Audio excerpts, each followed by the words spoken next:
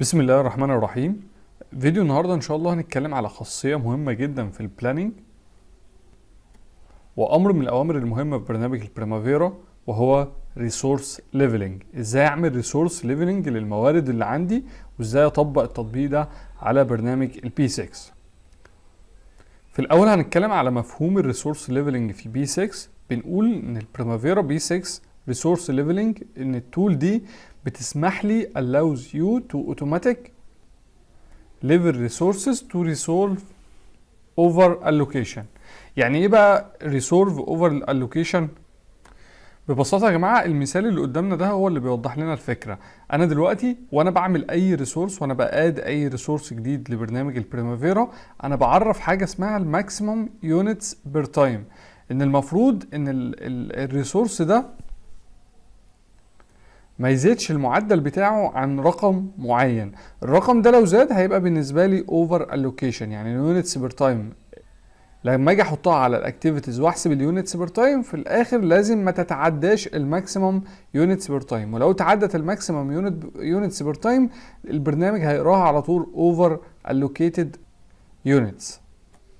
فاحنا دلوقتي يا جماعه هنشوف بقى البرنامج هيتعامل ازاي مع فكره الاوفر الوكيشن، وازاي بقى البرنامج هيعمل ريسورس ليفلنج، وايه هي تاثيرها على الجدول الزمني بتاعي. طيب احنا هنتكلم طبعا بمثال، وناخد مثال على طول كده عشان نفهم الدنيا هتمشي ازاي مع فكره الريسورس ليفلنج. لو احنا بنتكلم دلوقتي في المثال في الاول، محتاجين ان احنا نعرف الريسورسز اللي معانا. انا دلوقتي كشركه، تخيل كده موقف معين، انا كشركة عندي 2 حفار. الاتنين الحفارين دول هم assigned for all activities with maximum units per time. يعني وانا بعرف الريسورس ده للبرنامج، انا بعرفه كاكزيكيفيتور وبقول له maximum units per time اللي هو 20 hours per day. يعني هم حفارين، كل حفار هيشتغل 10 ساعات في اليوم اجمالي، او maximum units per time هو 20 ساعة في اليوم. ده الريسورسز او ده الريسورس اللي عندي. تعالوا بقى نشوف ايه هي الاكتيفيتيز اللي موجوده. بنقول ان المثال اللي معانا ان احنا عندنا 4 اريا تو بي اكزيكيوتد هيتم حفرهم، والبروجرام هيبقى بالشكل اللي قدامنا ده. اول حاجه اللي انا عندي حفر في A1 و A2 و A3 و A4. في A1 هنقضي كام؟ 5 ايام، 1 2 3 4 5. في A2 7 ايام، في A3 8 ايام بالشكل ده بالظبط، في A4 5 ايام. فانا محتاج اخلص الاكتيفيتيز دي كلها في 10 ايام، من 1 يناير لحد 10 يناير. تعالوا بقى ندخل على برنامج البريمافيرا عشان نطبق المثال ده ونضيف الريسورس بتاعنا، ونشوف ازاي هنعمل ريسورس ليفلنج لكل الكلام ده. ده كده يا شباب اهوت البرنامج بتاعنا ده A1 A2 A3 A4.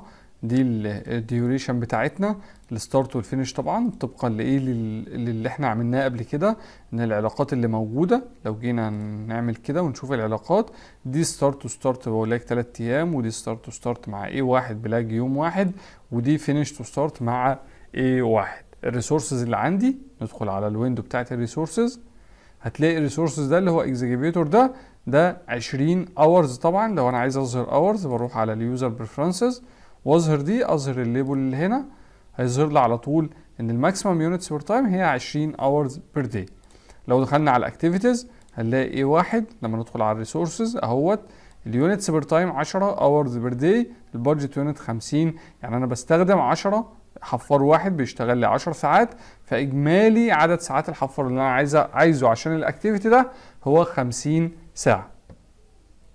طيب ده كده المشروع بتاعنا. ولو جينا نشوف الجراف بتاع الريسورس بتاعنا، هندخل هنا على الريسورس يوزج بروفايل، هنلاقي على طول ده الشكل بتاعنا اهوت، وده الايام اللي عندنا. طبعا انا عندي اهوت ده 10 ساعات، ده كده اجمالي 30 ساعه اللي هو 10 و20 و20 و20. الجزء ده بقى اللي بالاحمر ده هو الاوفر الوكيتد. لو احنا اتكينا كده هتلاقي هنا بيقول لك اوفر الوكيتد ب 10 ساعات. كيوميوليتيف اللي هو طبعا ايه زي ما احنا ايه شايفين، ده كيوميوليتيف 20 ساعه وهكذا.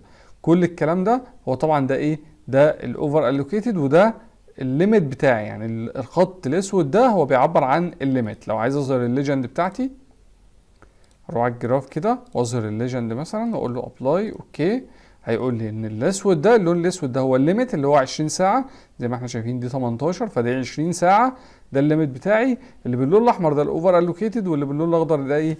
الريميننج ايرلي يونتس اللي هي البادجت يونت، طالما البرنامج لسه ما بدأش او لسه ما حصلش فيه اي ابديت. خلينا نخفي الليجند تاني، مش عايزينها. تمام. طيب نركز بقى في كذا حاجه. انا دلوقتي هو ده المشروع من غير ما اعمل ليه ليفلنج، عندي مشكله في الجزء ده ان ده يعتبر بالنسبه لي اوفر الوكيتد. فانا ايه؟ هستخدم دلوقتي الليفل. فين بقى الليفلز؟ هدخل على تولز، هلاقي حاجه هنا اسمها ايه؟ ليفل ريسورسز، اختصارها طبعا شيفت F9. هتك ليفل ريسورسز، هيطلع لي ايه؟ الويندو بتاعه الريسورس ليفلنج. الويندو بتاعت الريسورس ليفلنج فيها كذا حاجه بقى، كذا اوبشن من الاوبشنات، اللي هو بيقول لك اوتوماتيك، نعمل اوتوماتيك للليفل ريسورسز ونسكادول. لو انت عايز تابديت على طول الريسورس، تعمل ليفل للريسورسز على طول. دي كونسيدر اساينمنت لو انت عامل بريوريتي معين للليفل ريسورسز او للريسورسز. دي بريسيرف يعني تحافظ على التواريخ بتاعتك الايرلي والليت ديتس، ودي هنشوفها برضو مع بعض. ريكالكوليت اساين كوست، لو انت عامل كوست بيعمل ريكالكوليت. وهنا ليفل اول ريسورسز. فاحنا دلوقتي مثلا هنعمل ايه؟ ليفل للريسورس. وركزوا يا جماعه في كذا حاجه.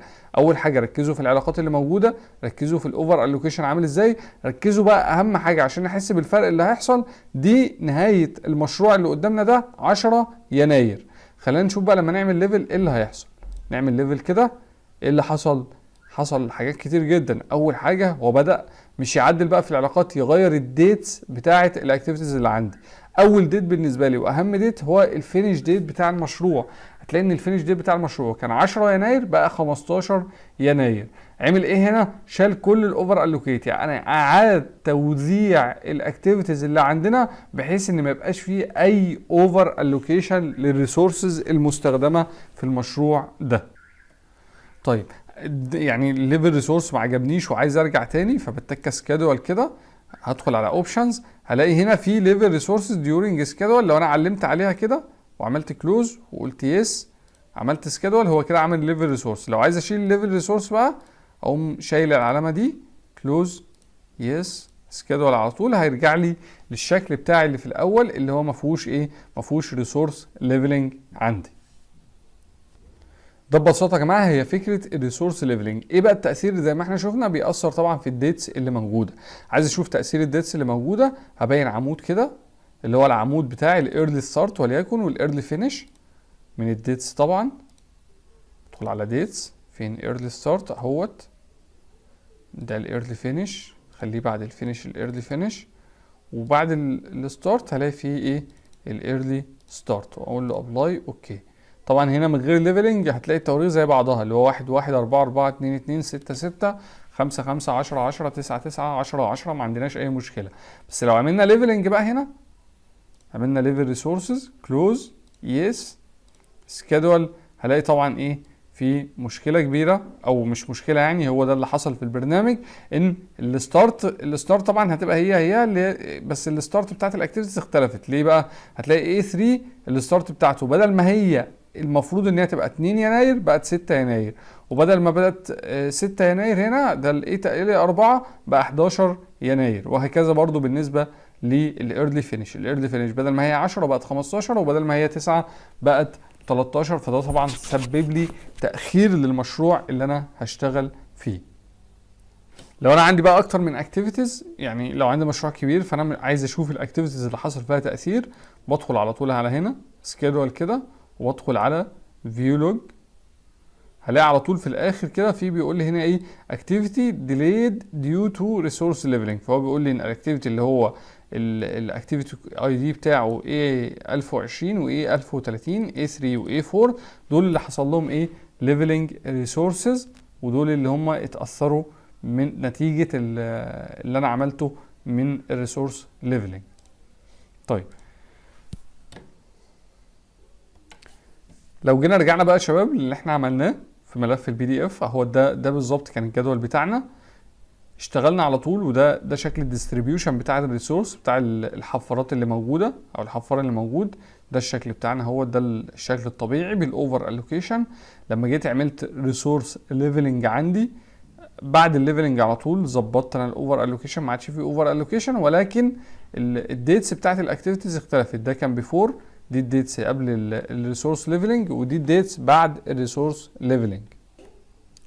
لو شفنا تأثير ده بقى يا جماعة في التواريخ، زي ما بنقول التاريخ ده مثلا الستارت اهوت والاختلاف بتاعه، ده التأثير اللي حصل في الديتس اللي عندي. وزي ما احنا شايفين اهوت انا دخلت على اللوج عشان اشوف التأثير اللي حصل نتيجة الريسورس ليفلنج.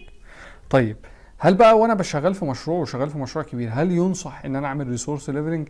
لازم اكون حذر جدا وانا بعمل الخطوة دي نتيجة التأثير اللي بيحصل. طبعا زي ما احنا شايفين ان هو بيغير في الديتس، اللي هو في الديتس بتاعت الاكتيفيتيز، فده ممكن تأثر لي على الديتس بتاعت المشروع او على الديوريشن بتاعت المشروع بشكل عام. فلازم اكون حذر وانا بشغل بالريسورس ليفلنج، ولو اعملها لريسورس او اتنين او واحدة كده وانا شغال، ما اعملهاش على المشروع بشكل عام. كده يا جماعة نكون خلصنا فكرة من الافكار اللي موجودة في البرنامج البريمافيرا وفي البلاننج بشكل عام، وهي فكرة الريسورس ليفلنج. شكرا والسلام عليكم ورحمة الله وبركاته.